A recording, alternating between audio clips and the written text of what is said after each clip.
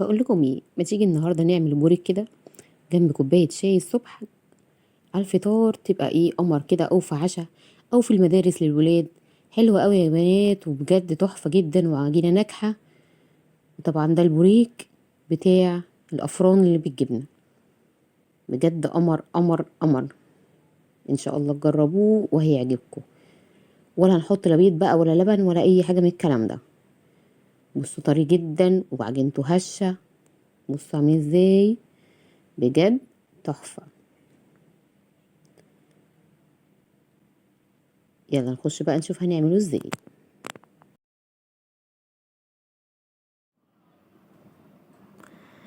يلا نشوف عملته ازاي. نسمي بسم الله الرحمن الرحيم. انا عندي اول حاجه دي 3 معالق لبن بودره، دي معلقه صلصه بوري، وعندي كمان ربع كوبايه زيت، عندي كوبايتين زبادي، وعندي 3 معالق سكر، وده معلقه بيكنج باودر ومعلقه خل. مقادير كلها موجوده عندي، مفيش اسهل من كده. عندي كوبايه الا ربع ميه دافيه، وده هنحط عليهم مع 3 معالق سكر. يا جماعه لازم الميه تبقى دافيه مش سخنه، عشان الميه السخنه تقتل الخميره. عندي كمان معلقه خميره بيره.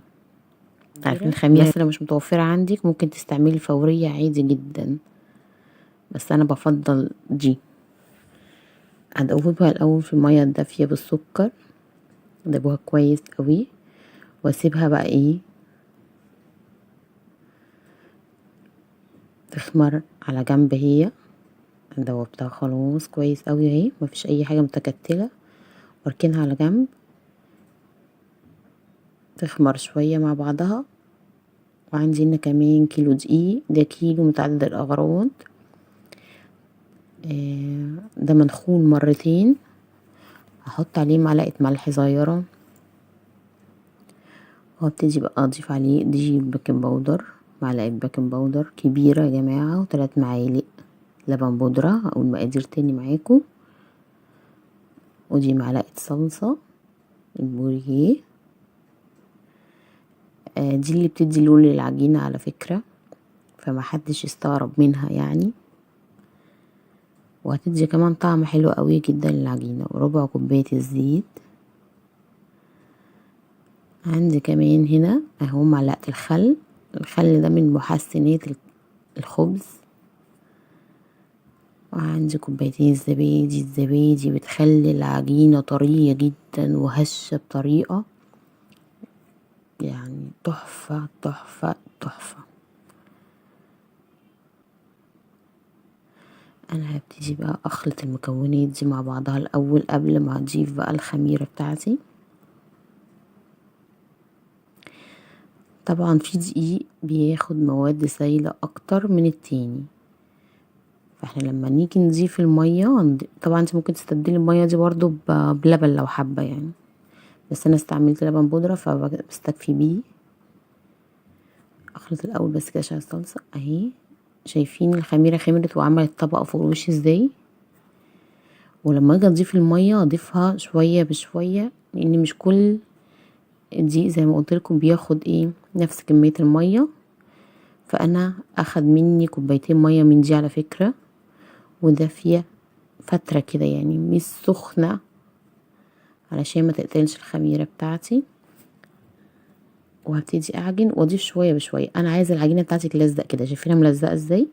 انا عايزاها كده، مش هزود لها دقيق. وابتدي اعجن فيها تقريبا تاخد مني من 12 دقيقة. تمام. بصوا انا عايزاها تلزق يا جماعه، انا مش عايزاها عجينه ناشفه. بصوا هي بتلزق، بمسكها كده بتلزق في ايدي. انا عايزاها كده، مش بتلزق بايظه، لا انتي بتمسكيها كده تحسي ان هي بتلزق في ايدك شويه. هو ده بالظبط. لا اهو بصوا، تحس ان ايدي ماسكه فيها شويه. انا هو ده اللي انا عايزاه بالظبط، مش عايزاها ناشفه عشان ما تطلعش مني ناشفه في الاخر. بس كده خلاص. انا عجنتها 12 دقيقه.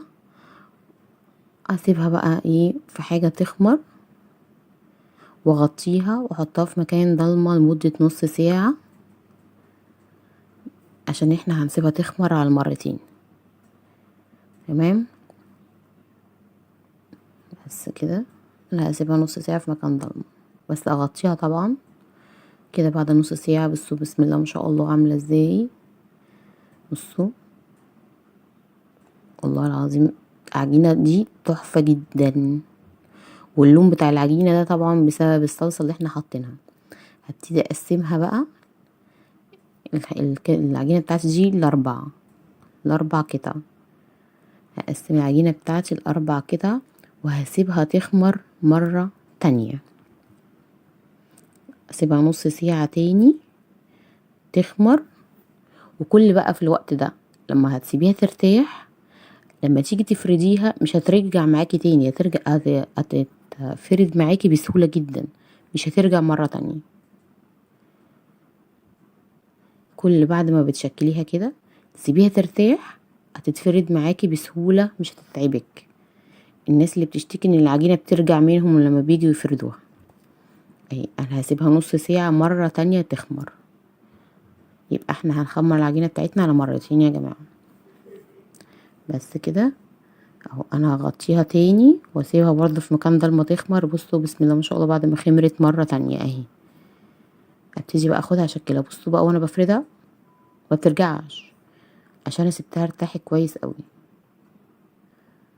بصوا اهي ما بترجعش يا جماعة، شايفينها؟ كل ما هتسيبيها ترتاح في الوقت بعد ما بتقطعيها كده هتتشكل معاكي بسهولة جدا، مش هترجع معاكي تاني. بصوا فرد هي من مرة واحدة بتتفرد خلاص، ما بترجعش معايا تاني.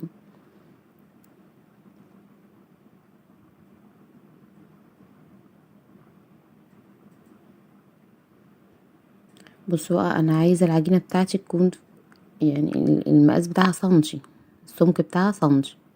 ماشي. ممكن تقطعي كيس بكوباية زي كده وابتدي اللي انت قطعي. طبعا احنا هنقطعهم بكوباية بالقطاعة يعني او بالكوباية، فهيطلعوا باذن الله كلهم مقاس واحد. هشيل بقى الزوايد دي من حواليها كده، وابتدي اللي انا اشكلهم مرة تانية كورة واشيلهم على جنب. ولما اجي افردهم ابتدي باول واحدة عملتها اهي، هعملها كورة تاني واركنها لغاية ما اخلص الكبار. ولما ارجع للكور دي تاني اللي انا شلتهم، الزوايد اللي انا شلتها دي، ابتدي باول واحدة عملتها عشان تكون ارتاحت وتتفرد برضو معايا بسهولة. تمام كده. بس انا بقى عندي هنا جبنة مقطعة معاها زيتون، ممكن تعملي جبنة سادة وجبنة موتزاريلا، انا عاملة برضو بجبنة موتزاريلا. ممكن بقطع شوكولاتة، ممكن جبنة ميكس، جبنة شيدر بس، ممكن سادة على فكرة كمان انا عاملة سادة. يعني اعملي الحشوة اللي انت حباها كده اهو، وهتبتدي ترصيهم في قلب بقى ايه صاج عندك يكون مدهون زيت. بس اهم حاجة وانت بتشكليها وانت بتحشيها لازم تقفلي عليها كويس. بصي اهي تقفلي كويس عشان ما تفتحش معاكي وهي بتتخبز. بس اضغطي جامد كده واقفلي، والناحية اللي انت قفلتيها دي تخليها من تحت وتبدأي ان انت ايه كأنك هتصبعيها يعني وتسوي شكلها. بس كده خلاص. وهترصيهم بعيد عن بعضيهم، سيبي مسافة لان لسه في بعد ما تخلصي هكون هي زادت تاني في حجمها. وما تزوديش الحشوة بتاعتها عشان برضو ما تفتحش منك. اهي كده ضغطي كده على الحروف، اقفلي كويس عشان ما ترجعش تفتح منك تاني وهي بتتخبز. بس كده خلاص، والله اسهل منها مفيش. نخلص كميتنا بقى كلها اهي، وهرص بعيد عن بعضيه. الصاج ده مدهون زيت، لو ما عندك الصاج ممكن تستعملي صينيه ألمونيا، الدنيا حلوه خالص. ما تصعبوش حاجه على نفسكم. الناس بقى اللي مش بتحب زفاره البيض، احنا هنعمل بقى ايه، دي معلقتين لبن فيها نص معلقه نسكافيه، نص معلقه سكر اهي، ندوبهم كويس مع بعض ونبتدي ندهن بيهم الوش. لو مش حابه تدهني الوش بصفار البيض يبقى ده البديل، وبرده دي حلوة جدا جدا، بتخلي اللون برضو حلو قوي. وبتدي ريحة حلوة كمان، ريحتها بتبقى حلوة جدا. انا بقى هرش فوق الوش ممكن زعتر، انا هرش بزعتر وبحبة البركة وفي سمسم لو حبة، مش حابة وسيبيها كده من غير ما تحطش عليها حاجة خالص. حبة البركة والزعتر ده بيدوا ريحة حلوة قوي لأي مخبوزات بتخش الفرن، يعني بيبقى ريحتها تحفة. لو انت حابة اعملي انت حباه سمسم زعتر حبة البركة او سادة. بس كده انا هحطها في فرن درجة حرارة 200 يا جماعة، في الرف اللي في النص اللي تحت. اول لون ما تدي لون من تحت متغير يغير لونها، نشغل الشواية هي 10 دقايق بس عشان تبقى طرية ما تنشفش معاكي. بصوا هشة ازاي حلوة قوي، جربوها وقولي رأيكم. لو عجبك الفيديو بتاعي متنسيش تعملي لايك واشتراك. اشوفكم في فيديو جديد، السلام عليكم.